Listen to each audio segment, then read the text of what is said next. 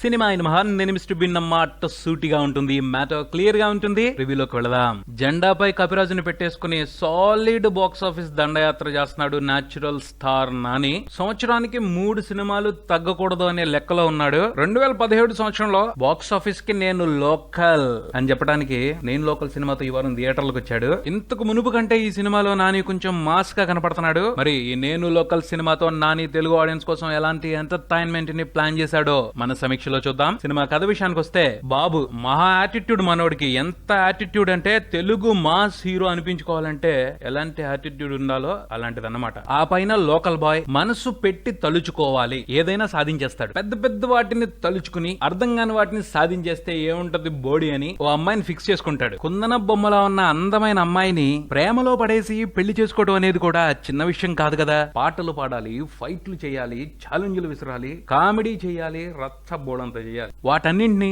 బాబు ఎలా చేశాడు అన్నదే బేసిక్ గా ఈ సినిమా కథ. విశ్లేషణ విషయానికి వస్తే, నేను లోకల్ సాలిడ్ టైటిల్. పోతే ఆ టైటిల్ ని హీరో యాటిట్యూడ్ ని చెప్పడానికి మాత్రమే వాడుకున్నారు కానీ కథతో దానికి జస్టిఫికేషన్ ఇచ్చే ప్రయత్నం అయితే చేయలేదు. ఏదో 1-2 సన్నివేశాలకి లోకల్ ట్యాగ్ ని తగిలించేసి జస్ట్ అడ్వర్టైజ్మెంట్ లాగా వాడుకున్నారు అనమాట. అలా భూతద్దం పట్టేసుకుంటే బోల్డన్ లోపాలు కనిపిస్తాయి కానీ ఈ సినిమాని ఎంజాయ్ చేయాలంటే భూతద్దం పట్టుకోకూడదు, లాజిక్ ని గుర్తెచ్చుకోకూడదు. ఎందుకంటే బేసిక్ గా ఈ సినిమా ఓ ఎంటర్టైన్మెంట్ ప్యాకేజ్. ఆ ప్యాకేజ్ విశేషాలు తెలుసుకుని వాటి కోసమే సినిమాకి వెళ్ళి వాటినే ఎంజాయ్ చేసి వచ్చేయాలి, అంతకుమించి ఎక్కువ ఆలోచించకూడదు. ఈ package first highlight Nani, second highlight Devi Sri Prasad, third highlight Nani తోడుగా క్లైమాక్స్ వరకు బోర్ అనిపించకుండా సాగిపోయిన కథనం. క్లైమాక్స్ కొంచెం బోర్ కొట్టింది, అది తప్పించి మిగిలిందంతా అన్నమాట. ప్రధానంగా నాని కోసం, అతను అందించే ఎంటర్టైన్మెంట్ కోసం కళ్ళు మూసుకుని ఈ సినిమాకి వెళ్ళిపోవచ్చు. సినిమా కోసం ఖర్చు పెట్టే 10, 20, 30, 50, 100 రూపాయల వరకు కంప్లీట్ న్యాయం చేస్తాడు. నాని కోసం ఇచ్చేయచ్చు. స్లైట్ మాస్ టచ్ తో కొంత డిఫరెంట్ గా కనిపించాడు. బేసిక్ గా సినిమాలో నాని యాటిట్యూడ్ అద్దరిపోయింది.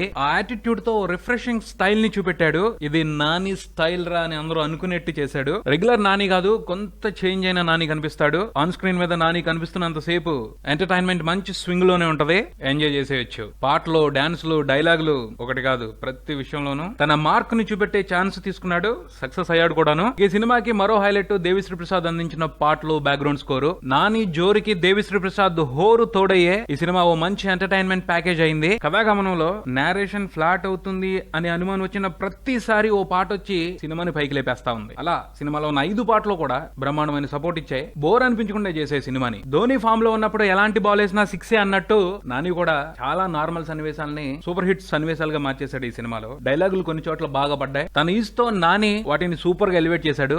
కథనాల గురించి చెప్పాలి అంటే ఎక్స్ట్రాడినరీ రైటింగ్ అయితే కాదు, పసన్న హీరో దొరికాడు, మంచి టెక్నికల్ టీమ్ కుదిరింది, మేనేజ్ అయిపోయింది అంతే. ఎంత మేనేజ్ అయిపోయినా క్లైమాక్స్ విషయంగా మాత్రం డిసప్పాయింట్ చేశారనే చెప్పాలి. ఎందుకంటే ఫస్ట్ హాఫ్ కంప్లీట్ అవుతున్నప్పుడు ఇది రెగ్యులర్ లవ్ స్టోరీ నేమో అన్న ఫీలింగ్ వస్తుంది. అప్పుడు మంచి ట్విస్ట్ ఇచ్చారు. ఆ తర్వాత హీరోకి హీరోయిన్ ఓ మంచి ఛాలెంజ్ ఇచ్చింది. హీరో వ్యవహారం తెలుసు కాబట్టి ఆ ఛాలెంజ్ సింపుల్ గానే అనిపించొచ్చు, కానీ ఆ ఛాలెంజ్ ని పర్ఫెక్ట్ గా వర్కౌట్ చేసినప్పుడే క్లైమాక్స్ హిట్ అవుద్ది. కానీ ఈ సినిమాలో క్లైమాక్స్ డల్ అయింది. హీరోకి అయితే ఛాలెంజ్ ఇప్పించారు గానీ డైరెక్టర్ గానీ రైటర్ గానీ దాన్ని ఛాలెంజ్ గా తీసుకున్నట్టు అనిపించలేదు. మేనేజ్ చేయడానికే నానా తంటాలు పడ్డారు. డైలాగులతో సాగదీసి మామా అనిపించారు అంతే క్లైమాక్స్ ని. పోతే దాని ఎఫెక్ట్ సినిమా మీద ఉంటది అని చెప్పుకోవడానికి లేదు. ఎందుకంటే సినిమాలో హీరోయిన్ తండ్రిని ఇంప్రెస్ చేయడం కోసం హీరో ఓ మూమెంట్ కావాలి అని వెయిట్ చేస్తా ఉంటాడు. సినిమా రన్నింగ్ ఫ్లో లో అలాంటి మూమెంట్లు చాలా తీసుకున్నాడు జనాల్ని ఇంప్రెస్ చేయడానికి నాని. అప్పటికే సినిమాని బాగా సంతృప్తి మేర ఎంజాయ్ చేసి ఉంటారు జనాలు, కాబట్టి క్లైమాక్స్ ని లైట్ తీసుకునే అవకాశం ఎక్కువగా ఉంది. సాంకేతికంగా అన్ని విభాగాలు మంచి పనితనాన్ని కనబరిచాయి. దిల్ రాజు నిర్మాణ విలువలు కూడా ఉన్నతంగా ఉన్నాయి. నటీ నటుల అభినయం విషయానికి వస్తే నాని గురించి ముందలే మాట్లాడేసుకున్నాం. కీర్తి సురేష్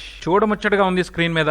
సౌందర్య గారు మళ్ళీ తిరిగి వచ్చారనిపిస్తుంది. ఆవిడిస్తున్న ఎక్స్ప్రెస్ చేస్తున్న ఫీలింగ్స్ చాలా ప్యూర్ గా ఉన్నాయి, క్యూట్ గా ఉన్నాయి. మంచి యాక్ట్రెస్ దొరికింది అనిపిస్తుంది. రానున్న రోజుల్లో ఇంకా మంచి సినిమాలు చేయాలని కోరుకుందాం. మేజర్ గా కామెడీ విభాగాన్ని కూడా నానియే భుజాలకు ఎత్తుకోవడంతో నోటెడ్ కామెడీ ఆర్టిస్టులు సినిమాలో పెట్టుకోలేదు. కనిపించిన వాళ్ళు గెస్ట్ రోల్స్ చేశారు. హీరోయిన్ ఫాదర్ గా కనిపించిన సచిన్ కేత్కర్ పెద్ద ఇంప్రెసివ్ నోట్ తీసుకున్నట్టయితే అనిపించలేదు. అందరూ లోకల్స్ మధ్య నాన్ లోకల్ స్పష్టంగా కనిపించాడు. నవీన్ చంద్ర మంచి రోల్ లోనే కనిపించాడు. దక్కిన అవకాశానికి సరైన న్యాయమే చేశాడని చెప్పాలి. కాకపోతే ఆ రోల్ నే ప్రాపర్ గా డిజైన్ చేయలేదు. కొన్ని కన్ఫ్యూజన్స్ తో అలా వదిలిపెట్టేశారని అనిపించింది. పోసాని కృష్ణమౌళి సహా సినిమాలో కనిపించిన మిగతా నటీనటులందరూ వారి పాత్రలు తగ్గట్టు బాగానే చేశారు. మొత్తంగా నేను లోకల్ సినిమా గురించి చెప్పుకోవాలి అంటే పక్కా టైం పాస్ ఎంటర్టైనర్, డౌటే పెట్టుకోనక్కర్లేదు. మంచి పాటలున్నాయి. ఆ పైన నాని తనివి తీరే మేర ఎంటర్టైన్ చేసే వదులుతాడు. నేను లోకల్ సినిమాకి నేను ఇచ్చే రేటింగ్ ని సినిబీ మూవీ రేటింగ్ యాప్ లో చూసి తెలుసుకోగలరు. మీరు కూడా ఈ సినిమాని సినిబీ యాప్ లో రివ్యూ చేయండి. మరో రివ్యూతో మళ్ళీ కలుస్తాను. Subscribe and keep watching Maruthi talkies. For me mister B.